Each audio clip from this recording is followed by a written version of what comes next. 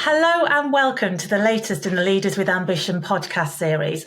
And today I am absolutely delighted to welcome my guest, Matt Dixon. Matt is co-founder of DCM Insights, which is a boutique consultancy focused on using data and research-backed frameworks to help companies attract, retain, and to grow their customers. Matt is also one of the world's foremost experts in sales and customer experience, and he's known for his groundbreaking research. A frequent contributor to the Harvard Business Review and the author of some of the most important business books of the last 10 years, and co-author. Oh, there you go. The Latest, the Activator Advantage. I don't know if you can see that clearly, everyone, but what today's rainmakers do differently. And I have to say, it's a fantastic book. I'm lucky because I've actually got a copy before it's even been released. You did. You came all the way to Washington, D.C. to get one, right? So that's been released on the 20th of May. So everyone needs to either go out, pre-order on Amazon and go out and buy it now. Thank you. It was very kind of you. It's a pleasure. So in addition to the research and writing that Matt does, he's also held a number of executive leadership roles. And this covers strategy, new product development, product management, research and innovation. And for some companies like Tether, Korn Ferry Hay Group, and also CEB, which is now the Gartner Group. So really looking forward to hearing how Matt has achieved so much success in his career.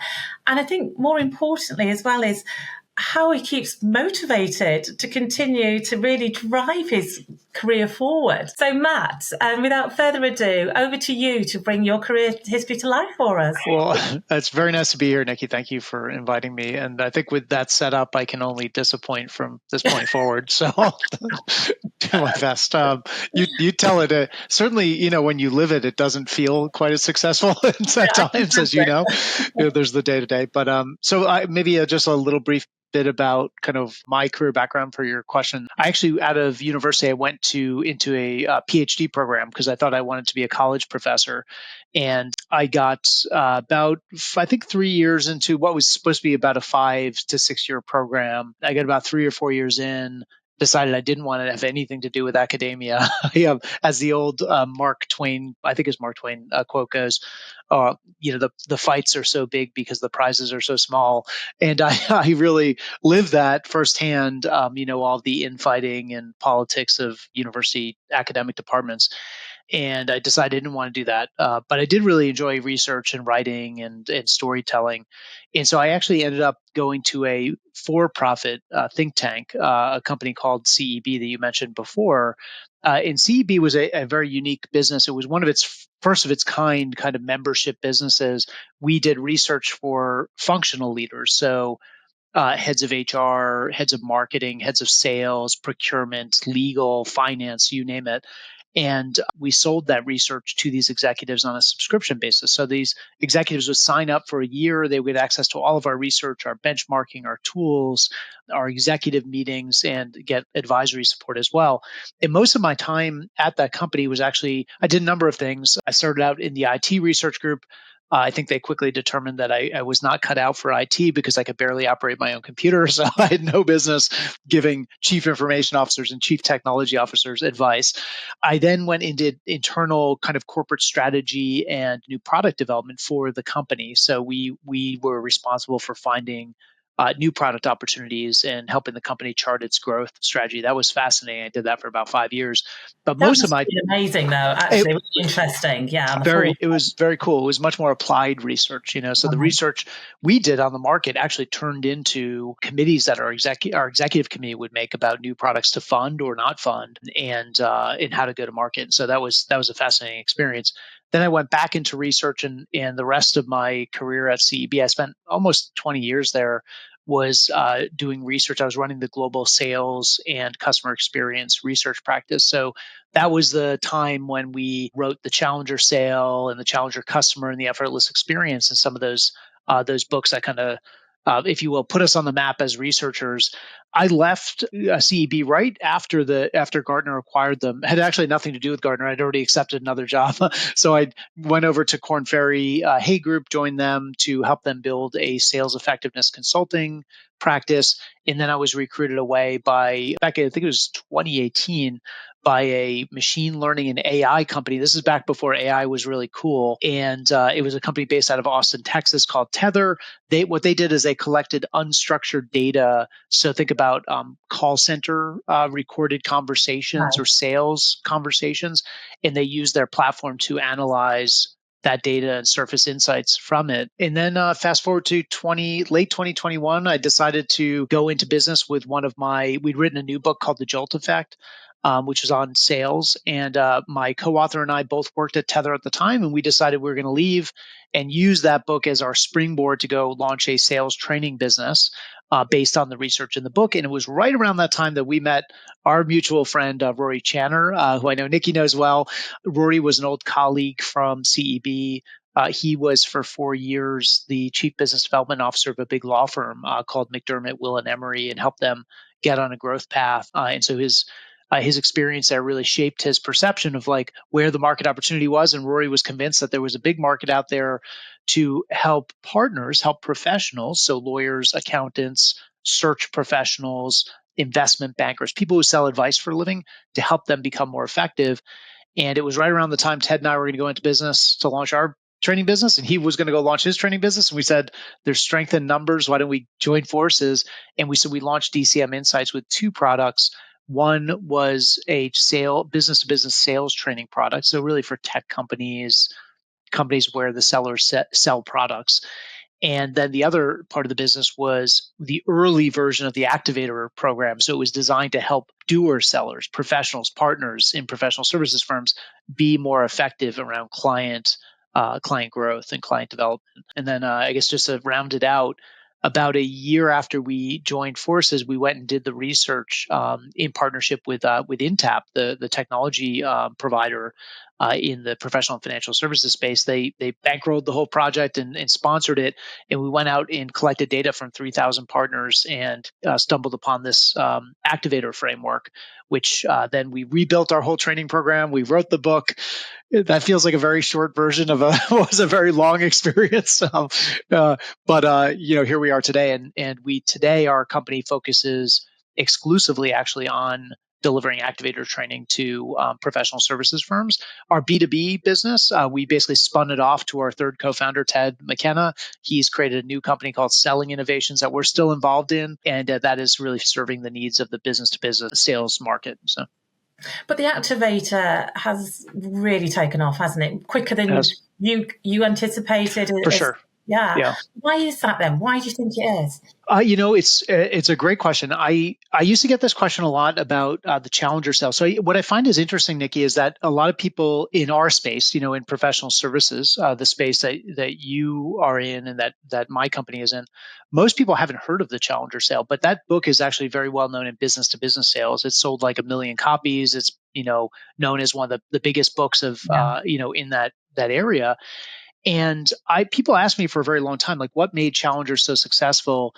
And what I told them was, I think it was a combination of bringing data to an area where there was a lot of conventional wisdom and opinion, but not a lot of science. Two was that can be very boring, but we wrapped it up in a compelling story, and it was very sticky and it resonated with salespeople. And then the third one, and I think this is the most important, is that business to business client buying behavior was changing. And so sellers and sales leaders were looking for something new. And so we found this moment in time where all those things came together. That book came out in 2011.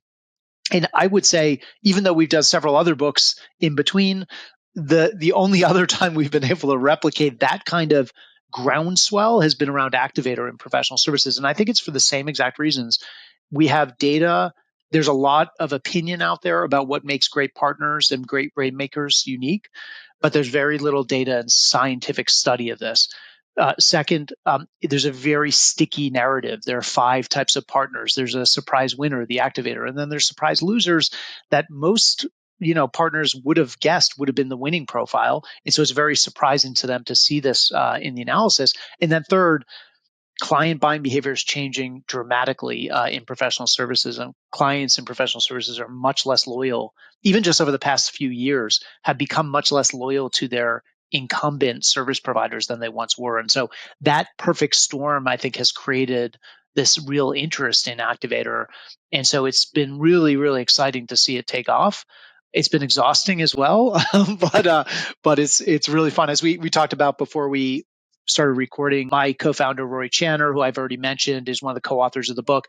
Right now, as we're recording, is actually in ANZ. He's doing a whirlwind tour of Sydney, Melbourne, Auckland, with a stopover he had in Singapore. And this was after I think he saw you in London, Nikki. So he's racking up the miles. Yeah, his air miles will be great. That's right. That's right. So, but yeah, as you say, it's almost the perfect moment in time because, as we know, partners in law firms and professional services firms historically don't really want to buy in talent. They want to think about things internally. So you really have hit that moment in time. But also it feels that change is about to happen and change is happening. Yeah, it is.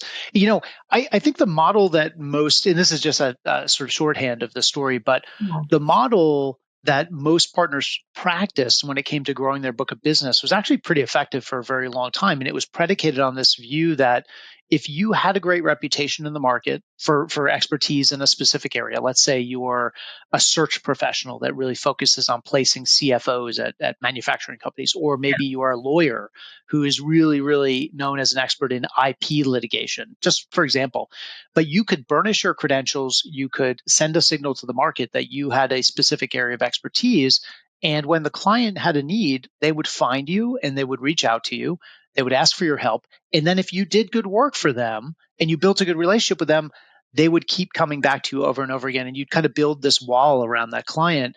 And client loyalty, we could rely on that for a very long time. And our data show that that loyalty has actually flipped to a posture of disloyalty. Today's client is actually unlikely to automatically go back to their incumbent provider, the partner or the firm they've used in the past, even if those partners and firms have done great work. And even if they have great relationships with those people, they'll invite them to compete for the business, but they're going to make them compete for it actually against other firms. It's not a foregone conclusion that they'll get the work in the way it once was. And so I think this has created this need in the industry to say, wow, like, what do we do? And I'll tell you, I'll give you a real specific example. We were talking to an accounting firm just the other day, big global accounting firm. And they said that many of the partners that were promoted during the pandemic, when the phone was ringing off the hook, where there was just tons of business, they used to say, there's so much business coming in. The question is really, how big is your bucket? How many clients can you take on, right? And there was no shortage of demand. And you could do all this from home. You didn't have to get out in the market and hustle for work. That market has changed really just over the past couple of years. Now the phone is ringing less often. And when it does, oftentimes you're being invited to compete in an RFP or a tender process, right? Where you're going up against other providers. It is a much more competitive marketplace. And a lot of these partners who, again, made partner when things were really good are now struggling because they've never been taught how to get out there and generate business. I think that's actually a really good point. And I think also if you're looking at multi-generational teams, you're looking at demographics changing as well, particularly in professional services and law firms. And we are getting people coming through that have got very different skill sets. And I find that fascinating. I also find the impact of AI, or the impact that AI is going to have, because it's still, again, it's about face-to-face contact and building relationships. And it kind of scares me when you say that you weren't great at CEB around technology, and that you mentioned that you were working on AI at Tether. I was surrounded by very talented people. So I've got even Luddites like me have learned how to use it. I know it's fascinating. I think one of the big questions out there, and I'm seeing this every day, is how clients are actually using AI to pick partners and firms that they should work with. So I think of how easy it is today to say, hey, we've got a matter that pertains to this area. Who are the 3 firms we should go talk to? Who are the 3 partners or practice groups that we really need to include on our short list? And that's a really tough place to be, where the client has actually done a lot of their own research before you ever sit down with them. They already know your credentials. They already know your capabilities. They already understand your ranking. They even might have a sense for your pricing relative to your competitors. And now it's just who's going to do this work for the lowest price possible. And it's a really tough place for partners to find themselves. Yeah, as we all know as well, markets are getting tighter and tighter all the time, aren't they? And price points, and particularly in law and professional services firms, you've got the whole pricing structure being part of the strategic conversations that are happening in the boardrooms. Exactly. So what do you think, looking back on your career and taking your nearly 20 years at CEB, how instrumental was it for you to be able to build your career in one place? Because you obviously kept developing and moving forward and not feeling the need to move around, which happens a lot these days, doesn't it? It does. And I think that's actually kind of unique to have spent a long time at one organization. Don't see that very often anymore. I think it's interesting because Rory and I will talk about the fact that we're older founders pretty regularly. Maybe we just need to explain away the gray hairs. But I think having started businesses when we're in our early 50s is kind of unusual. If you go to LinkedIn, most founders are quite a bit younger than we are. I think, though, to your question, we've benefited by kind of coming to this later in our careers. And I think we've been able to see a lot.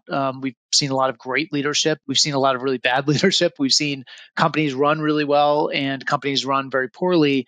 And I think we can take all of those lessons and kind of pour them into this experience. I think the flip side of it, though, is that it does put you on a shorter timeline, right? Because we're not starting this business when we're in our 20s and we have this long time ahead of us. The clock is ticking, and that creates a sense of urgency around things that you do and investments you make and how in the team you build, so that this can be a kind of an enduring enterprise. Because let's face it, like, we're not going to be doing this forever. But I do think in general there are so many conversations that we have where we're drawing on lessons learned from good and bad experiences over the prior 30 years of our careers, respectively. Yeah, and I think actually you learn more from the bad experiences. I think you do. For sure. For sure. So who has been instrumental in helping you develop your career as well? Have you reached out to mentors? Has it been coaches? How has it worked for you? Yeah, I was really lucky to have worked for some really gifted leaders at CEB, folks who I hold on the highest pedestal in terms of leadership ability, team building ability to set kind of what we used to call at CEB the North Star direction for the team, and kind of get everyone rallied around that objective or that North Star. So folks like Tom Monahan, who for many years was the CEO at CEB. Tom is actually now the CEO over at Heidrick and Struggles. So he is in the professional services world as well. Haniel Lin was my boss for, I think, 16 of the almost 20 years I worked at CEB. Wow. I worked for him. I don't know why he tolerated me for that long, but he did. And he taught me a lot about building a team and a collective kind of esprit de corps amongst a group of talented folks, and how do you get everyone's talents kind of like harnessed and pointed in the same direction. A true servant leader, I think, in a very kind of textbook definition of a servant leader. And one of the guys who I think on the team, despite his seniority, was always willing to roll up his sleeves and get out there in the market, sell deals, talk to clients, rescue opportunities, build content, help with product development, you name it. And so that taught me quite a bit. But you're right. I can reflect on, I won't mention any of these folks by name, but I can also reflect on some of the, businesses and leaders I worked with where I kind of, maybe I admired some things, but there was probably more I took away about things not to do as a leader myself. But how important do you think it is to really invest in your professional development? Is it something that you would recommend to everybody? Is it something that whose responsibility is it? I think it's yours ultimately. I've always been a student of. I mean, that's what I do for a living, right? I always say I'm not a salesperson. I just study and write about sales. But I'm a student of business. I will say the studying and writing about it is the easier part of sales than it is doing it. Doing it is very difficult. Been a student of business. I've all the way back to grad school. I've been fascinated by why businesses succeed and fail. And I continue to kind of have a voracious appetite for learning about elements of business that I'm less familiar with. So again, coming into this world of entrepreneurship, back in late 2021, I'm a voracious consumer of podcasts and books and anything about entrepreneurial habits and practices and behaviors that others have found to be successful, insights into growing and scaling businesses, mistakes that others have made in their own entrepreneurial journeys that have been really fascinating to me. And I've actually found myself reaching out to more and more former colleagues who themselves have gone off to start businesses just to pick their brains about, and truthfully, some of these businesses were wildly successful. Some of them exited, others imploded. And I find all of those conversations fascinating. And in each of those conversations is a lesson that we can bring back to our business. So I kind of feel like the learning never really stops. And then, of course, you mentioned AI. I think we're all on a learning journey about AI. So I think my kids are farther ahead than I am, but certainly, so. yeah, yeah. And so when you think about, as you say, that continuous development and learning, it's something inherent in you. Does that go back to when you were thinking about doing your PhD? Or is it just something that, you want to keep taking yourself forward to the next stage? Yeah, I think some of my family members would say I was sort of a professional student for a long time. So I went from college to grad school. And part of the reason I went to grad school is in doctoral programs, at least in the States, they usually cover your tuition and they pay you a stipend. And either you're a teaching assistant, so you're teaching undergraduate students, so you're supporting a professor, or you're a research assistant. I was a research assistant, so I worked for a couple of very prominent professors in our department. I helped them on some of the books and articles and research working papers that they were involved in, basically just being the arms and legs on the research side. And if I've had an opportunity to, I would say, not get a regular job and instead get paid to go learn and go to class and read, that sounded like a pretty good deal to me. And in many respects, I think CEB paid better than grad school. But it was pretty similar. I mean, I for nearly 20 years got paid to go work with a team and study big problems that businesses were facing in my area, again, around sales and customer experience. So how do we get our salespeople to be more productive? How do we get our managers to be more effective in terms of coaching salespeople? How do we retain customers when we talk about customer experience? What kind of experience are customers really looking for in today's market? And these, I think, are just fun questions to tackle. And in the fact that I got paid to do it was just an added benefit. So I think it's always been part of my career is research and learning, and then trying, and then also I think teaching, right? Because I really enjoy, how do I take data and an insight that can be quite messy and then distill it into a framework that a practitioner can get value out of. So whether it's a salesperson or it's a partner at a law firm who reads the Activator Advantage and it speaks to them, but behind that is just a pile of data and really messy analytics and a lot of cutting room floor material, but we're able to put it into a framework that resonates and that people can then go retell others, which then creates that kind of very sticky and resonant messaging in the market. That's so good, isn't it? And you obviously really get a lot of self-satisfaction, not only from learning yourself, but from, as you say, teaching, mentoring, growing other people. So when did you really notice yourself shifting from managing people to leading teams and then developing the mentorship and coaching? I think it was kind of a gradual transition for me. So I started as a researcher when I came out of grad school. I did that for a few years, and then I moved into our product development and strategy department. And as I moved up, then I started getting analysts and then consultants and others kind of rolling up into me. And I kind of go from associate director to managing director to executive director. And the teams got bigger, and the P&Ls or the goals I was responsible for got bigger as well. And so certainly wasn't an overnight thing. I would say and you've probably had other guests who've said the same thing, but the two trickiest transitions are, one, going from being an individual on a team to managing others. And then the other one is going from being a manager to a manager of managers. And I think both of those things inherently involve, trusting in your team or trusting in your managers to execute and operate the team effectively. I've been very lucky to be surrounded by managers who are way more talented than I was as a leader. So I I was kind of very good at setting the big picture and the vision, but I had folks around me who were exceptional at taking that and then turning it into a work plan or a project and a set of metrics and holding their people accountable and generating the results that we anticipated. So they made me look good. I think as the other thing I would say is just from a teaching perspective was probably around 2007, a decade earlier, that I think I had my first opportunity to speak to a large audience.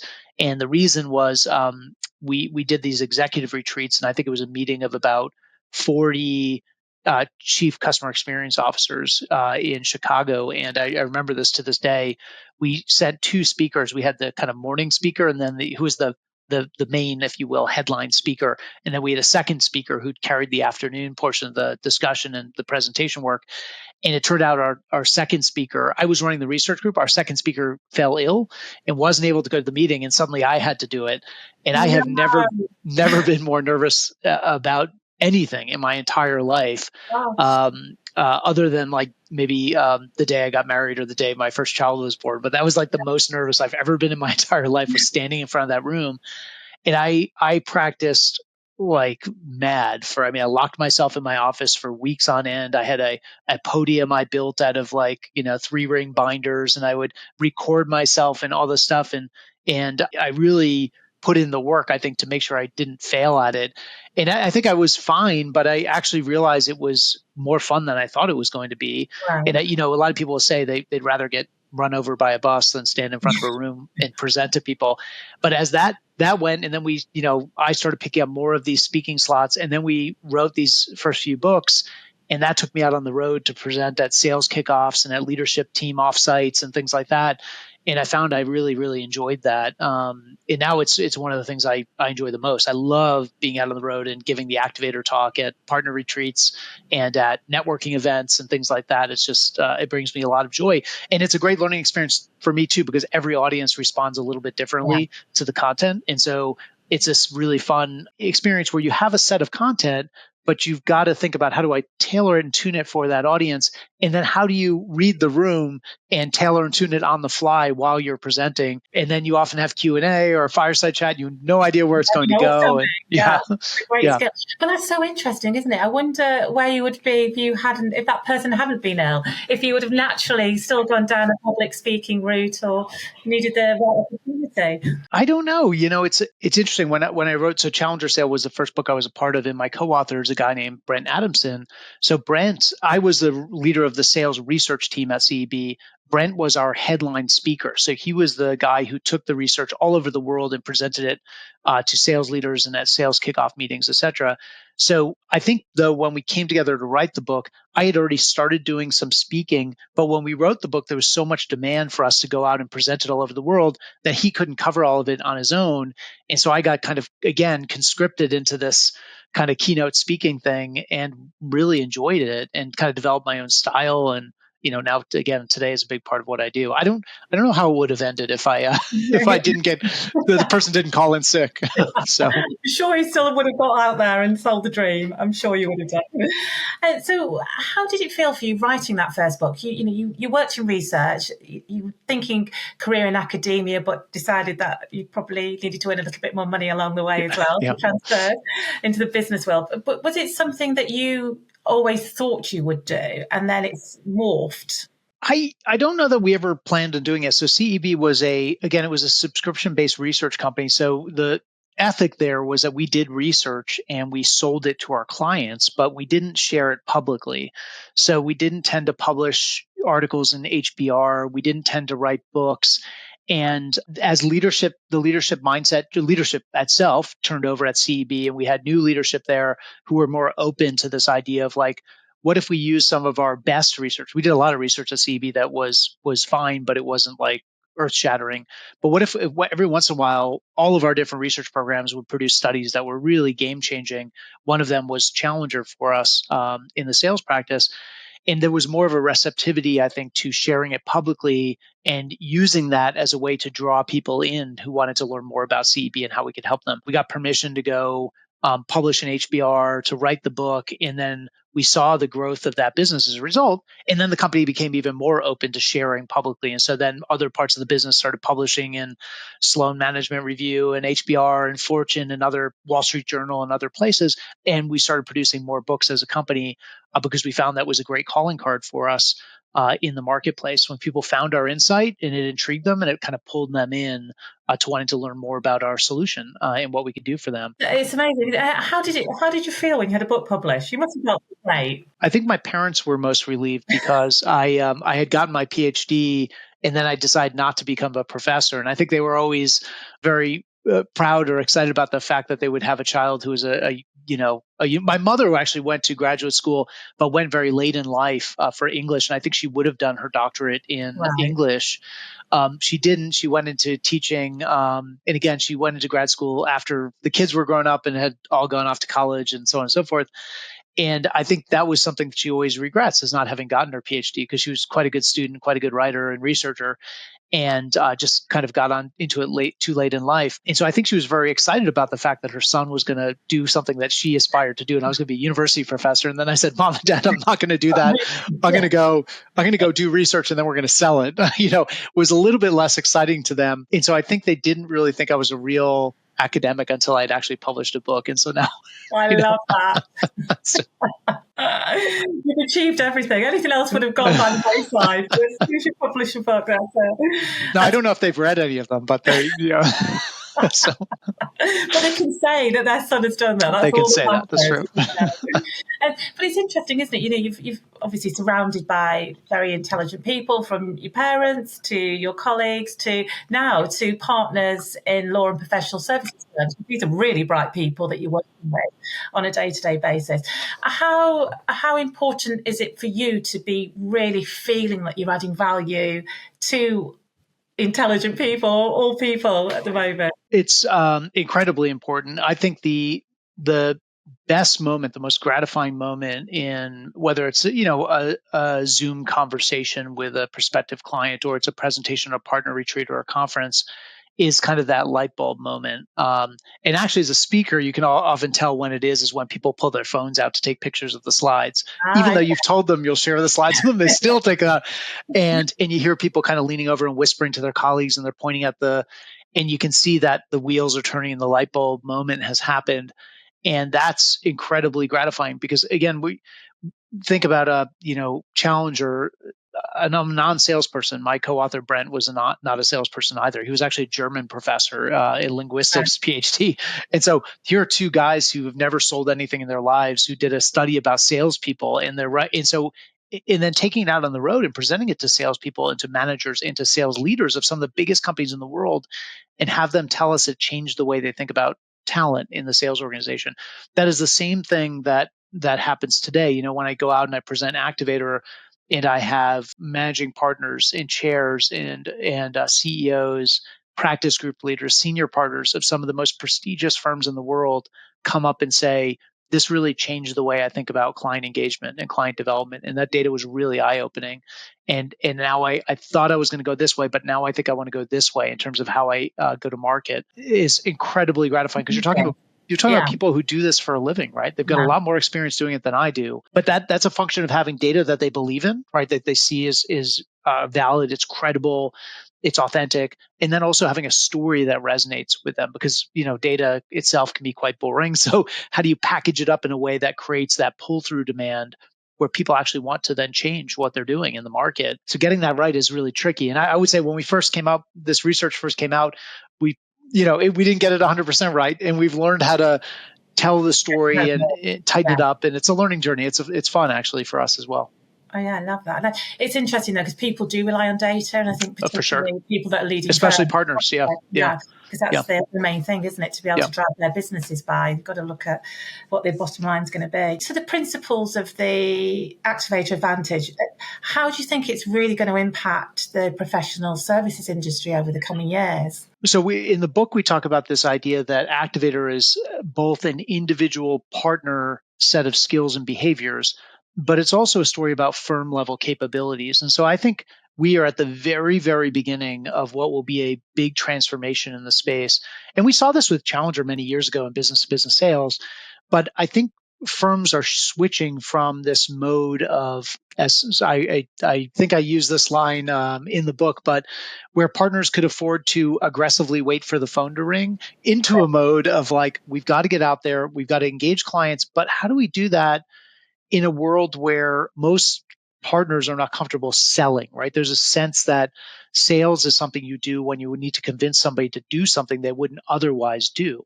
And so that's why partners who are not comfortable selling, they don't really like it. They find it kind of unseemly. They Yeah. fall into this mode of, I'm just going to make myself very well known. I'm going to build up my credentials and expertise, and the client will find me. If they need my help, they'll find me.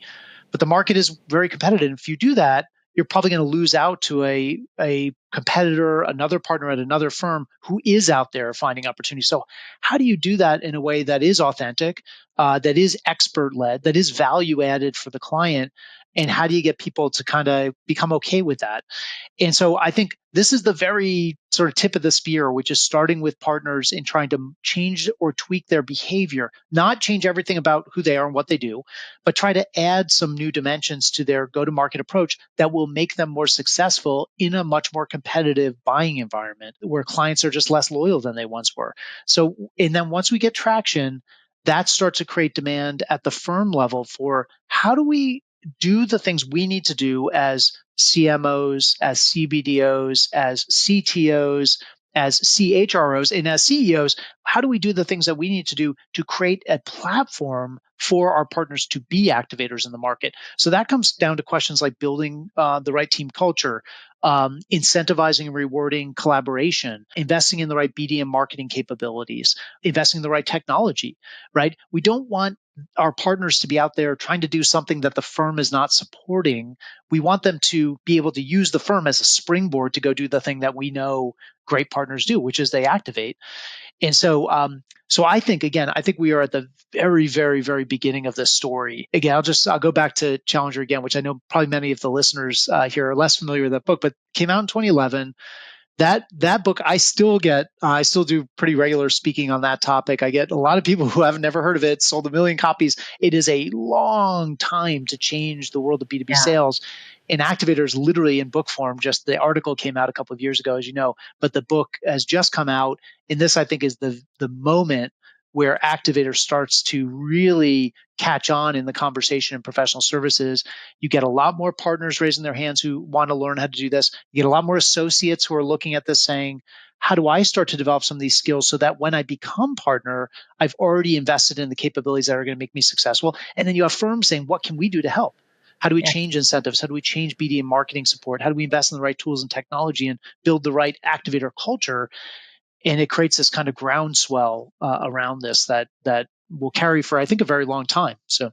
Yeah, and culture is so essential to make sure Absolutely. this is embedded in to make it happen. Otherwise, it's a moment in time again, isn't That's it? Right. That's right. Longevity. It's interesting you use the word authentic as well there as part of the process for the partners. And you know, again, as we know, if you're selling, people will only buy if there's authenticity there.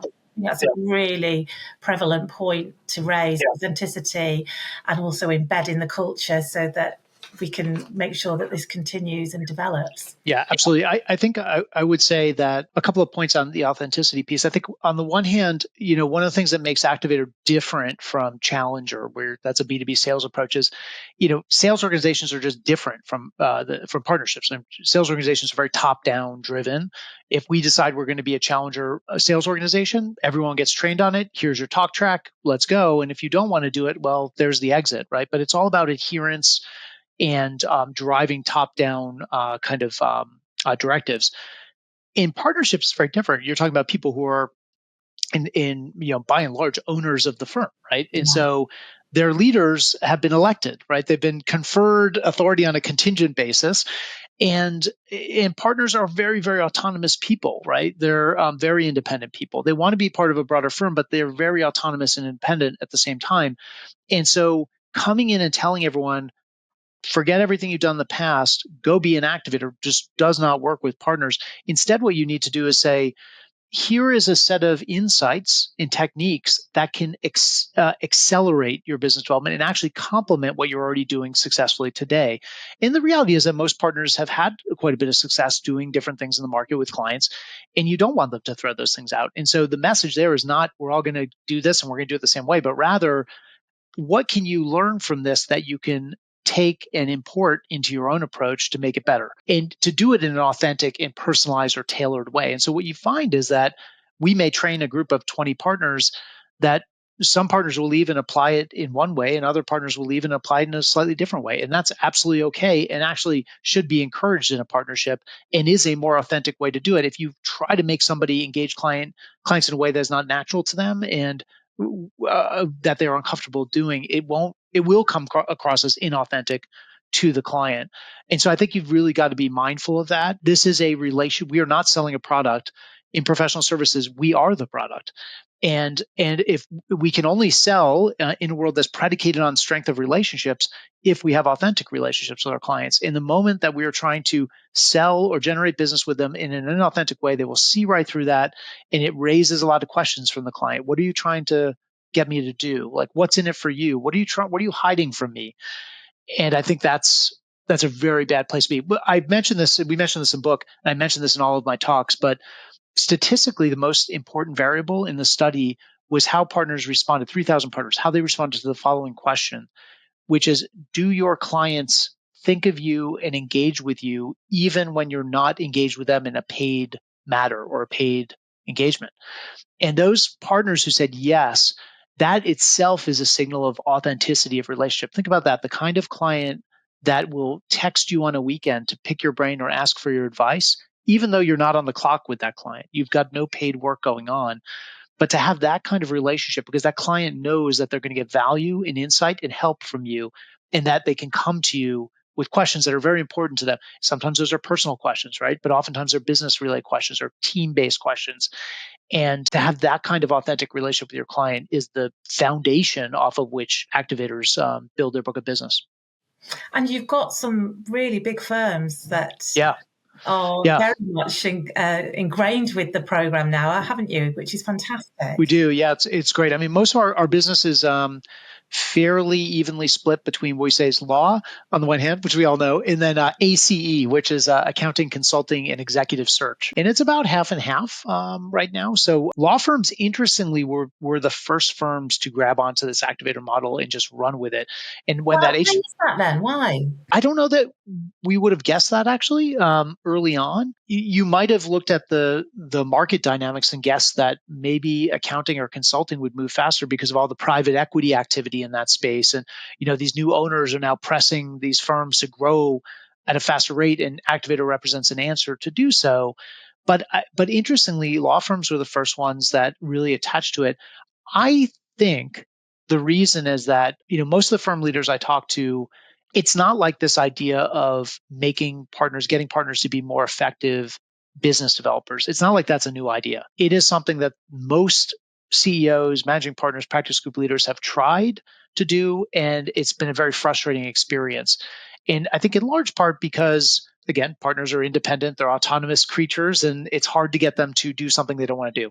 But I think the other thing is that a lot of the curriculum or content that they've used to teach people to be better is not actually from professional services. It's sales training, and there's a lot of sales training out there. Rory would say, when he went to be CBDO of a law firm, he came in and that on his shelf in his office, he took over from the previous CBDO, was a training manual from every big sales training firm, and this firm had bought from all of them, and every experience was worse than the one before it, and the partners hated it.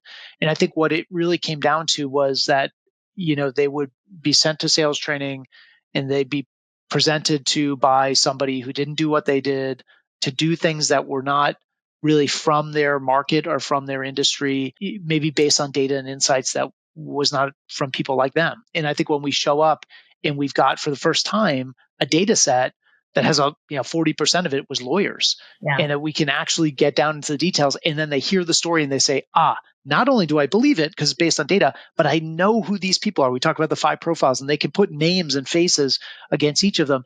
And they know in their guts that when we talk about Activator, there's this moment where these senior leaders say, I knew it. I knew that's what my top rainmakers were doing. That's why they're successful. But I never had data and I never had language for it. And now I do. So it's not like we showed up and said, as I jokingly say sometimes, CAT really spells dog. It wasn't like we showed up and totally changed the way everyone thinks, but we gave language to something that people knew deep down already to be true. And it gave them permission and data backing to start to push this in the firm. And so I think it was just that they had been waiting for it maybe for a very long time and had never seen anything like this before. But I think that's a really interesting question. Nobody's asked me that before, to reflect on that. Yeah. If I'm totally honest, I think part of it is also that Rory was CBDO of a law firm and a lot of his network was from other CBDOs and CMOs of law firms. So that's kind of where we started. Okay, yeah, Yeah. that could be the answer. That could be the answer. Yeah. The more straightforward answer. And so reflecting back on your career, then what would you say have been the most rewarding periods of time, or is it now? Has it been in the past? The most memorable times have been the times, trapped, like locked in a room with a research team where you're poring over data and suddenly we have the light bulb moment where we say, this is the story. And then when you present it to a client for the first time and for them to say, wow, like that's it. And they want to go. And now can you help me? And we want to go in this direction, whether it's Challenger or it's Activator. So that's incredibly rewarding. And those have always been, they're never solo pursuits. It's always been a part of a team effort. And that back and forth with your team as you go through the data and you try to wrestle the story to the ground and you think through all the questions and the what ifs and will clients buy this? And can we actually say that? Does the data support it? And coming to a coalescing around a story and a framework is super, super rewarding. Then I would say, different, slightly different from that, is this experience I've had over the past few years, which is building a business. I think it's been, Rory said this to me the other day, it is both the most exhausting and most rewarding thing we've ever done in our careers to see this business come from nothing and now be, a big player in this market of professional services, business development training, and be talking to some of the leaders of the biggest firms in the world based on research and a product that we built that is driving real value for them. And then having people reach out to us and say, hey, can we join your firm? Because it sounds like you're doing some that's really, really cool. That people would put their careers and their livelihoods in our hands. It's also very daunting, so it can be a bit nerve wracking, but yeah, so I think it's those two things. I think it's the light bulb moment of coming out of the story. And then two is building this business has been, it continues to be a really rewarding experience. Yeah, I love that. I really love that. So how do you stay motivated and inspired in your work? Lots of coffee, I think, is the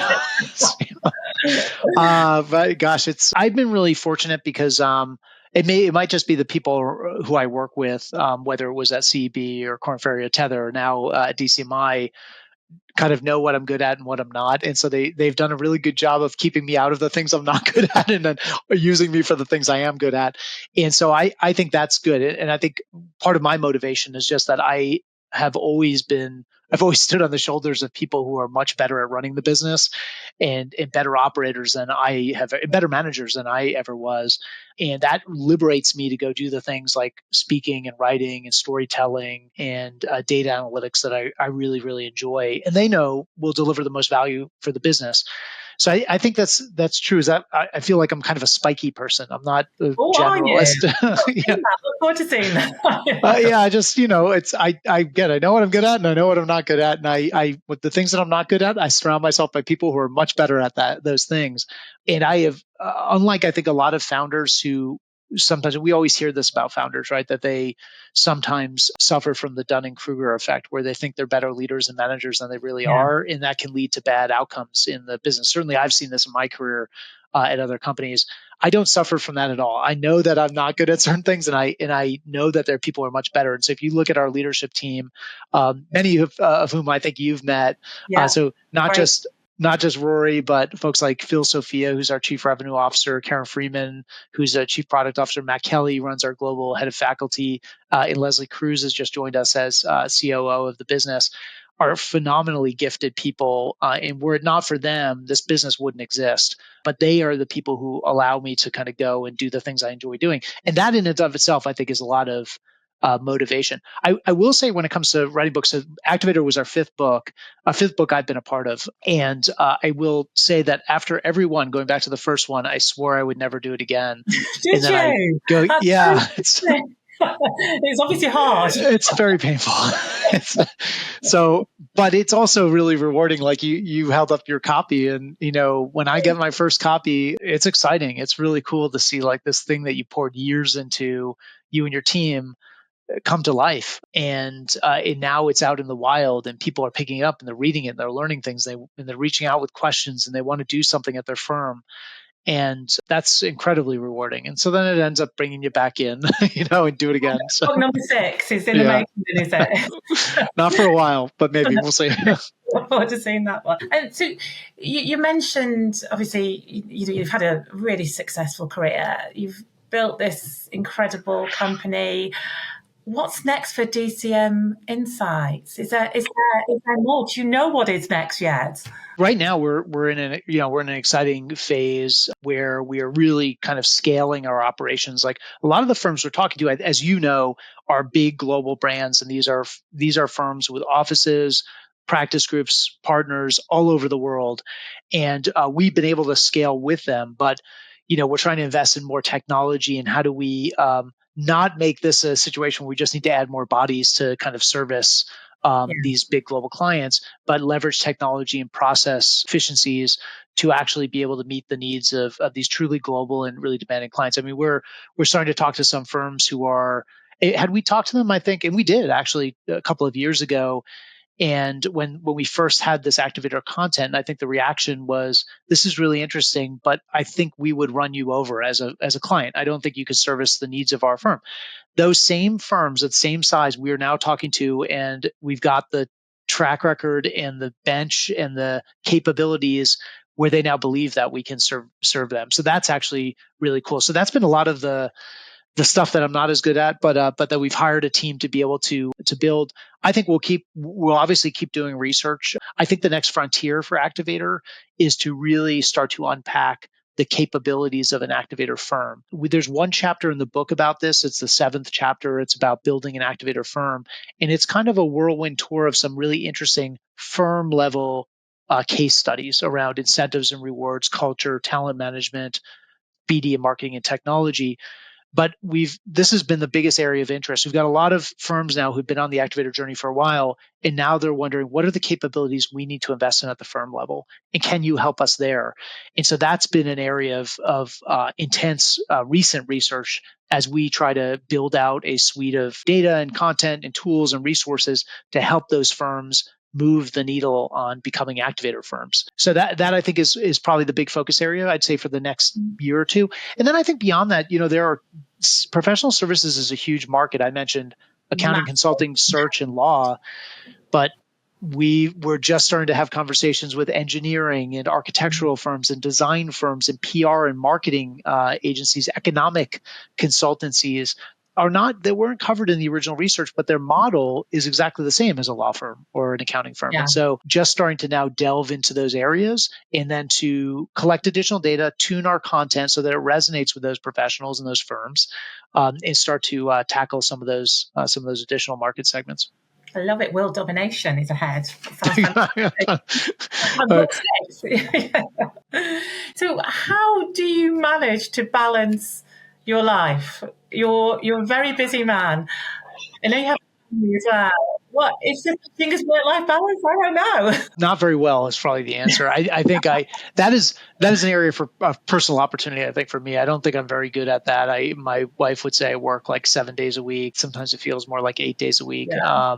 And again, I do it because I really enjoy it. And it's so exciting to see this business really starting to grow and for this Activator movement start to take over in the industry. But trying to balance out that time is something I need to be better. I spend a lot of time on airplanes, as you know. We were talking about that right before we hopped on this recording.